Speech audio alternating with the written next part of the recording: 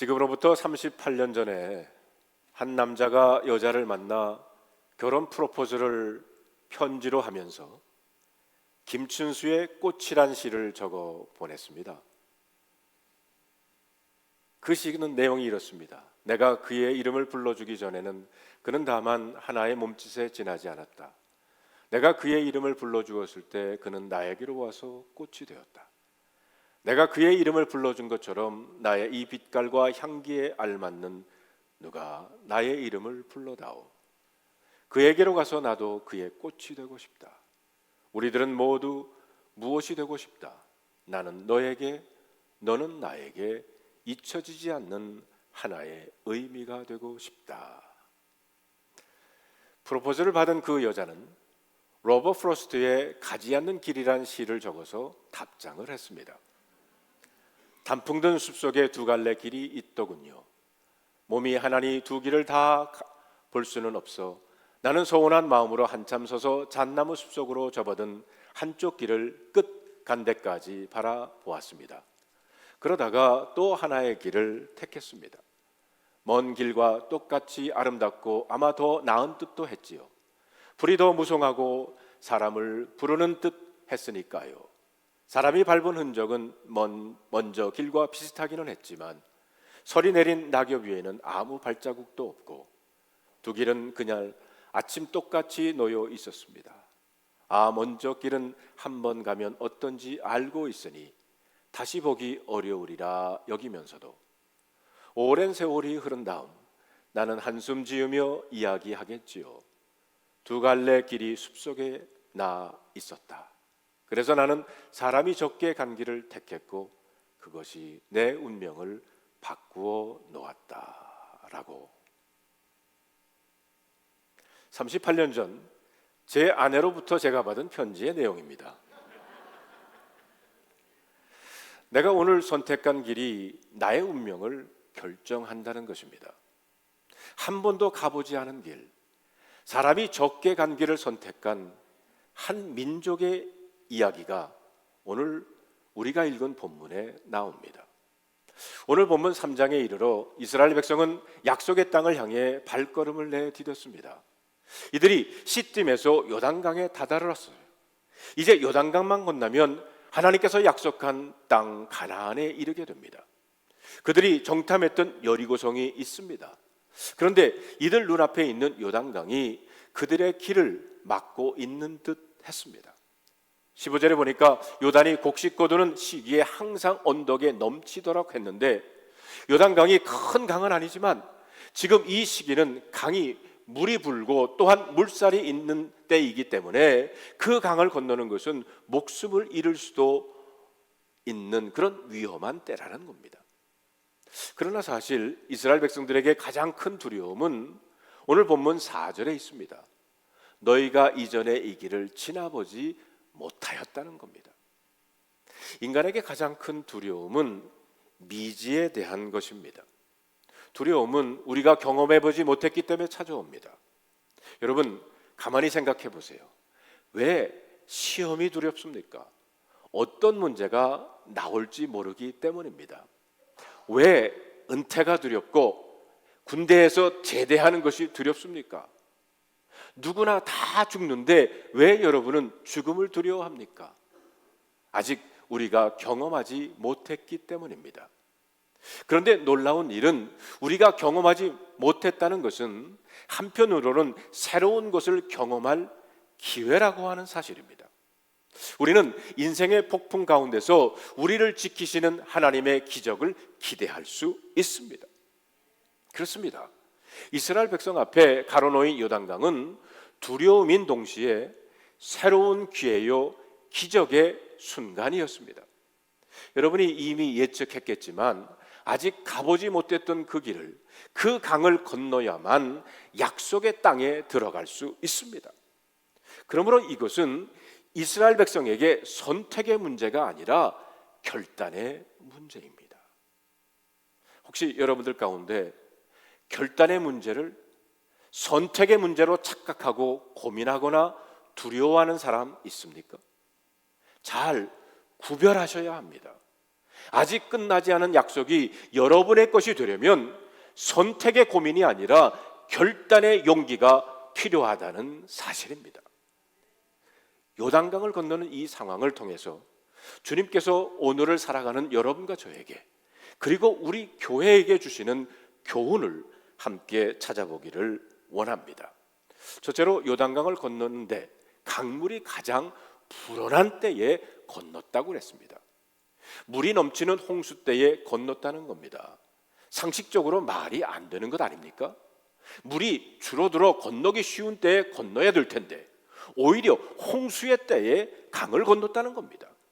여러분, 40년을 기다렸습니다. 물이 줄어들 때까지 기다리는 것이 상식입니다. 그러나 지금 이 상황은 하나님을 확실히 의지하고 건너는 믿음을 깨우쳐 주기 위함입니다. 여러분도 인생을 돌아보면서 가장 큰 하나님의 은혜를 체험한 때가 언제였습니까? 순탄대로가 열려 있어 모든 것이 내 마음대로 되던 때였습니까? 아닐 겁니다. 인간 상식으로 어렵고 불가능한 현실을 믿음으로 넘어가면서 체험한 하나님의 기적들이 우리에게 있었다는 것을 기억하실 것입니다. 이스라엘 백성들은 이미 모세와 함께 홍해를 건넌 경험이 있습니다. 그리고 지금 요단강을 건너는 것입니다. 저도 그렇게 긴 인생은 아니지만 내가 살아온 인생길에서 주저앉아 버릴 수도 있었고요, 포기하지 않으면 안 될 것 같은 상황들이 수없이 있었던 것이 기억이 납니다. 저보다 더 어려운 길을 살아온 분들도 계실 겁니다. 저와 또 비교도 안 되는 수많은 광야길, 수많은 홍해를 건너고 또 건너셨을 것입니다. 어느 목사님 한 분이 책을 썼는데 그 책 제목이 지나온 발걸음마다 돌아보니 하나님의 은혜였다라는 겁니다. 여러분, 정말 그렇지 않습니까? 제가 전에 목회하던 교회 한 권사님이 식사를 하자고 해서 같이 한 적이 있어요. 무슨 일인가 했더니 권사님이 말씀하시기를, 목사님, 오늘로써 우리 막내가 드디어 치과대학원을 졸업했습니다 하면서 눈물을 글썽이셨어요.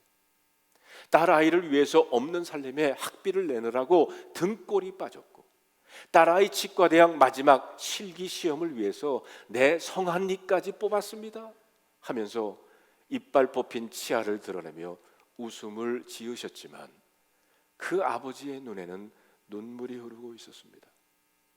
그러면서 한국에서 사업 망한 이야기로부터 이민 와서도 막일하면서 고생한 흔적이 그분의 두텁고 갈기갈리 튼 그분의 손을 보면서 인생 고비고비 넘어가고 넘어가야 했던 이런저런 이야기들을 해주셨습니다.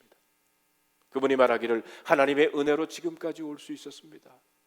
저 같은 사람이 미국 와서 의사의 아버지가 되었으니 모든 것이 하나님의 은혜지요. 요단강을 넘어가는데 넘어가기 가장 어려운 홍수의 때에 넘었다는 거예요. 저는 이스라엘 백성들이 자기들의 역사를 돌이켜보면서 하나님의 도우심이 없었다면 불가능했던 역사를 설명하려고 하는 것을 엿볼 수가 있습니다. 자기들만의 힘으로는 도저히 가능하지 않았던 것을 생각한 것입니다. 이렇게 작은 신앙의 체험들을 통해서 담대한 믿음으로 기적을 체험하게 된 것을 증거하는 것입니다. 사랑하는 성도 여러분, 여러분 앞에 지금 어떤 요단강이 놓여 있습니까? 우리 5절의 말씀을 다 같이 한번 읽어볼까요? 여호수아가 또 백성에게 이르되 너희는 자신을 성결하게 하라. 여호와께서 내일 너희 가운데 기이한 일들을 행하시리라. 하나님이 내일 기적을 일으킨다고 하는 선언입니다. 여호와께서 너희 가운데 기사를 행한다는 거예요. 기적은 우리 같은 사람들에게는 기적이지만 하나님에게는 상식입니다. 나아가서 인간의 위기는 바로 하나님 기적의 기회라는 것을 증거하고 있습니다. 인간의 위기는 하나님의 기회인 것입니다. 성도 여러분, 저 같은 사람을 어떻게 보시는지는 모르지만 저는 제가 여기에 이렇게 서서 목사로서 설교하고 있는 것도 기적이라고 믿습니다. 저는 나의 오늘을 보면서 하나님의 은혜의 기적이라고 믿고 그 믿음 때문에 내일 너희 가운데 기적을 행하리라, 이 말씀을 믿습니다. 무엇보다도 내 인생의 작고 큰 위기를 통해서 기적의 기회로 삼아주신 하나님을 생각하면서 감사하지 않을 수가 없습니다. 기적을 소망하시는 여러분들이 되시기를 바랍니다. 미국에서 아주 잘 나가는 베스트셀러 가운데 짐 칼린스라고 하는 사람이 쓴 Good to Great라고 하는 책이 있습니다. 미국 1,400개 기업을 연구해서 그중에 11개 기업이 어떻게 같은 조건에서 다른 회사들과 비교할 수도 없을 정도로 성공한 기업이 되었는가 하는 것을 연구를 했어요. 그 책 시작 부분에 저자가 던지는 결론이 있습니다. Good is the enemy of great. 지금 잘 되고 있는 현실이 위대해지는 것을 방해하는 가장 큰 적이라는 것입니다. 과연 비슷한 조건에서 무엇이 어떤 회사는 위대한 기업이 되고 어떤 회사는 그렇지 못한가라는 문제를 가지고 연구하면서 결론 내린 것이 이렇습니다. 위대한 기업, 위대한 삶을 방해하는 장애물은 지금 잘 되고 있다고 하는 현실 만족이라는 것입니다. 그 책을 읽다 보면 대부분의 위대한 기업들은 아주 어려운 위기를 겪고 위대해진 것을 볼 수가 있어요. 우리 인생에도 도전이 없으면 발전이 없습니다. 어려운 난관이 없으면 난관을 부수고 일어나는 창조적인 변화가 없다는 겁니다. 요단강을 넘어야 하는데 강물이 넘치는 홍수의 시기에 넘었습니다. 오늘 여러분들의 현실에서 여러분이 경험하는 위기는 어떤 것입니까? 이스라엘에게 기적을 행하리라 약속하신 하나님이 여러분에게도 내일 너희 가운데 기적을 행하리라 오늘 말씀하고 계신 줄로 믿습니다. 성경에서 보여주는 가장 축복된 인생은 주께서 그와 함께 하신다고 하는 말씀입니다. 전능하신 하나님이 나와 함께 한다는 그 믿음으로 우리는 홍해도 건너고 요단강도 건너는 것입니다. 그 믿음으로 기적을 포기하지 않는 여러분들이 되시기를 바랍니다. 둘째로 하나님의 인도하심을 받아야 합니다. 여러분, 오늘 본문 2절로 4절에 있는 말씀을 다 같이 한번 읽어볼까요? 사울 후의 관리들이 진중으로 두루다니며 백성에게 명령하여 이르되 너희는 레위 사람 제사장들이 너희 하나님 여호와의 언약궤를 매는 것을 보거든 너희가 있는 곳을 떠나 그 뒤를 따르라. 그러나 너희와 그 사이 거리가 2,000 큐빗쯤 되게 하고 그것에 가까이 하지는 말라. 여러분, 여기서 2,000 큐빗은 2,000보를 뜻합니다. 1보는 0.5m, 그러므로 1km 정도 언약궤와 백성들의 사이를 두고 따르라는 얘기입니다. 이것이 무슨 뜻입니까? 약 200만 명쯤 되는 이스라엘 백성이 요단강을 건너면서 모두가 하나님의 언약궤를 바라볼 수 있게 시야에 거리지 않게 그 정도의 간격을 두고 전진하라는 것입니다. 하나님의 언약궤를 바라보고 가면 틀림없이 약속의 땅에 이르게 될 것이라는 겁니다. 혹시 여러분 언약궤에 무엇이 들은지 여러분 아십니까? 첫째는 아론의 쌍난 지팡이입니다. 민수기 17장에 보면 이스라엘 자손이 반역을 일으켜서 모세와 아론을 죽이려고 하자 하나님께서 이들을 치셨습니다. 아론과 모세가 중보하면서 백성을 살려달라고 했을 때 하나님께서 각 지파마다 지팡이를 가져오게 하셨고 택하신 자의 지팡이에서 싹이 나게 하셨어요. 그때 아론의 마른 지팡이에서 꽃이 피고 살구 열매가 맺게 하셨습니다. 그 지팡이를 이 언약궤에 넣어서 반역에 대한 표징을 삼게 하신 겁니다. 다시 말하면 하나님께서 용서하시고 살리신 자비의 상징이 된 것입니다.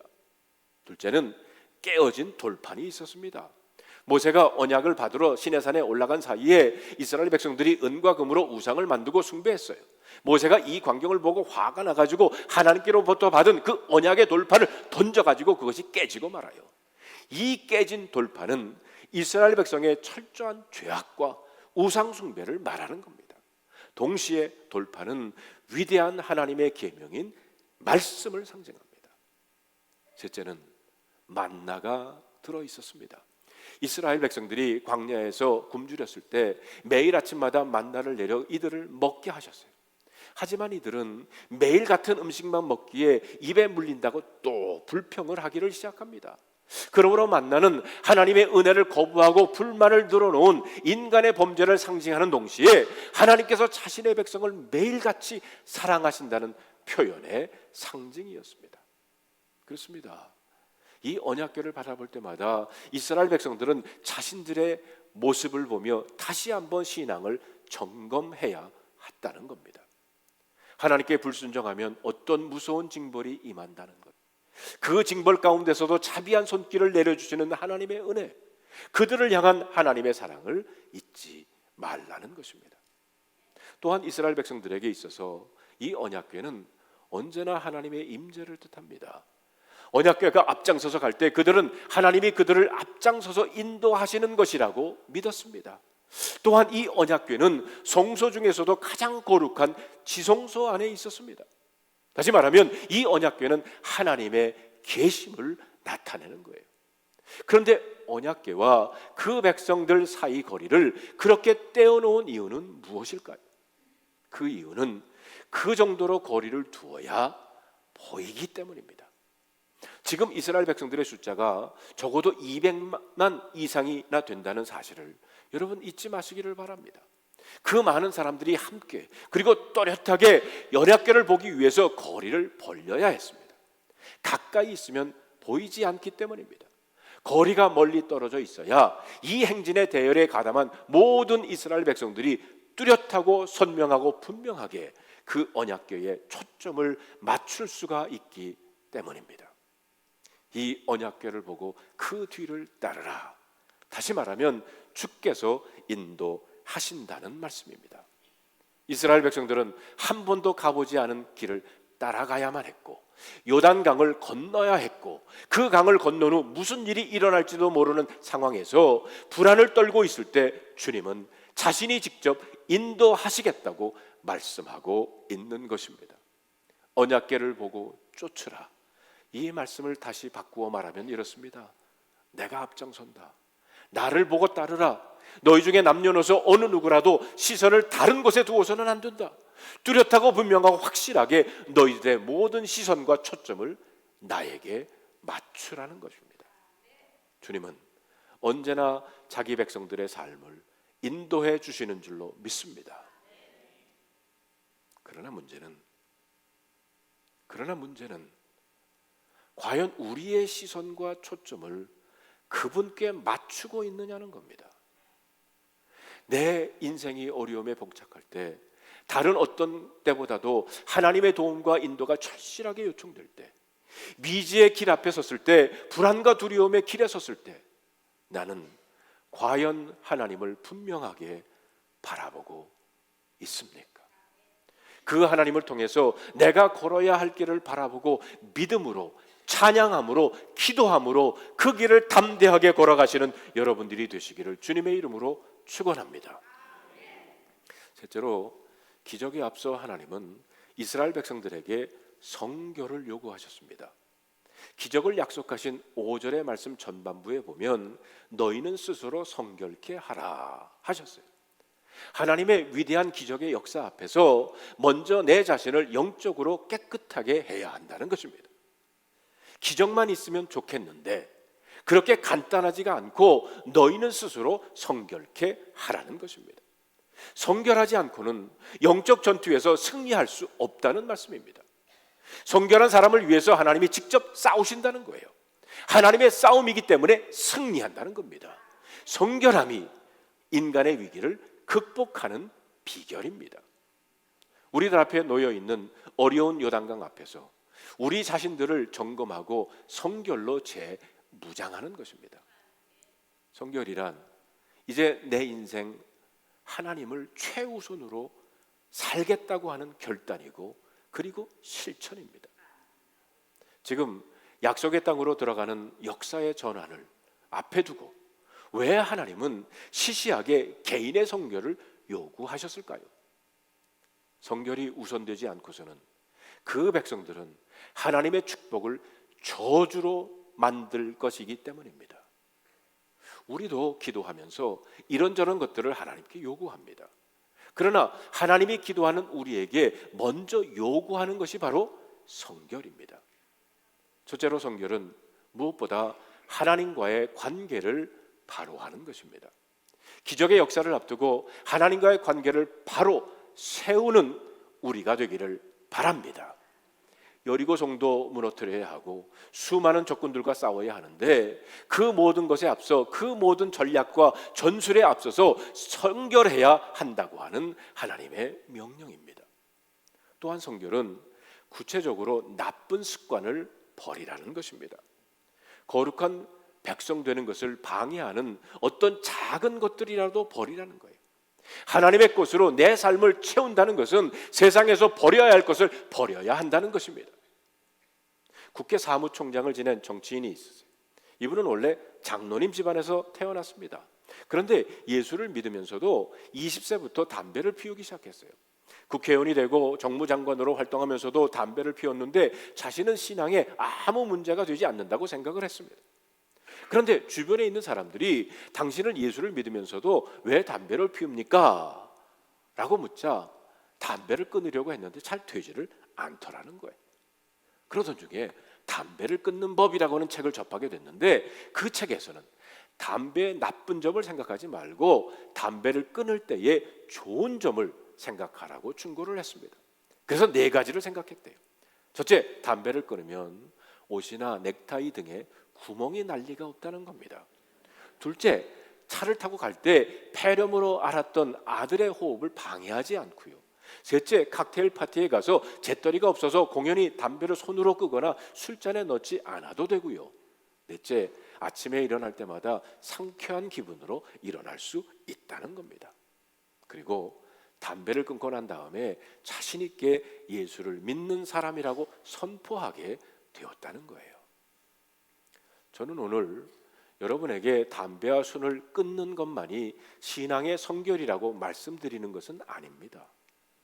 그러나 오늘 여러분이 하나님 앞에 성결하게 하나님을 믿는 사람으로 서는데 방해가 되는 것이 나쁜 습관이라는 겁니다. 오늘 여러분의 나쁜 습관을 끊었을 때 일어날 즐겁고 좋은 일들을 한번 생각해 보시기를 바랍니다. 그리고 또한 우리 교회에 나쁜 습관이 있다면 이것 또한 버리고 가야 합니다.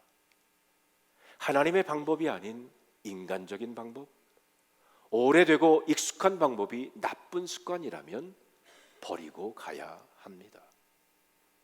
셋째로, 성결은 또한 예배를 귀중하게 여기는 것입니다. 거룩한 예배를 포기하면 하나님 약속의 땅을 포기하는 거예요.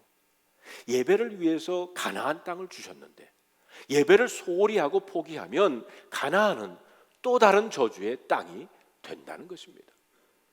주일을 위해 토요일은 잘 쉬고 준비해야 합니다. 토요일 늦게까지 몸과 마음을 피곤한 대로 만들고 주일을 거룩하게 지킬 수 없기 때문입니다. 저도 여러분들이 주일 예배 시간에 단잠 주무시는 것 인간적으로 이해합니다. 이왕 주무시는데 편히 주무시도록 하고 싶습니다. 그러나 그것은 여러분 거룩한 삶의 축복을 가로막는 것이기 때문에 자꾸 잔소리하는 겁니다. 주일을 준비하셔야 합니다. 주일을 위해 온 가족이 준비해야 합니다. 제가 어렸을 때 저희 어머님이 주일 아침이면 우리들에게 평소에 새돈을 준비하셨다가 헌금 내라고 주셨어요. 새돈이 없으면 돈을 다리미로 다려서 주셨습니다. 아주 작은 것 같지만 성결된 삶과 주일을 거룩하게 지키려는 노력이 없으면 우리 자녀들의 장래가 축복이기 어려울 것입니다.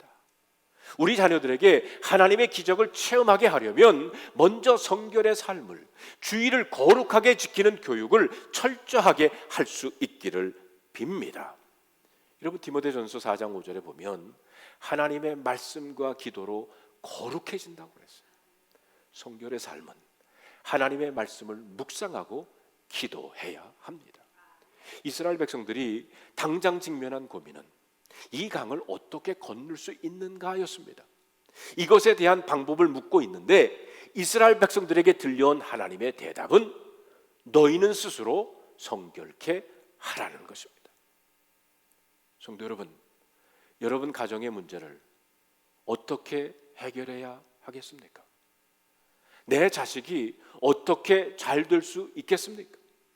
내 사업이 어떻게 해야 번창할 수 있겠습니까?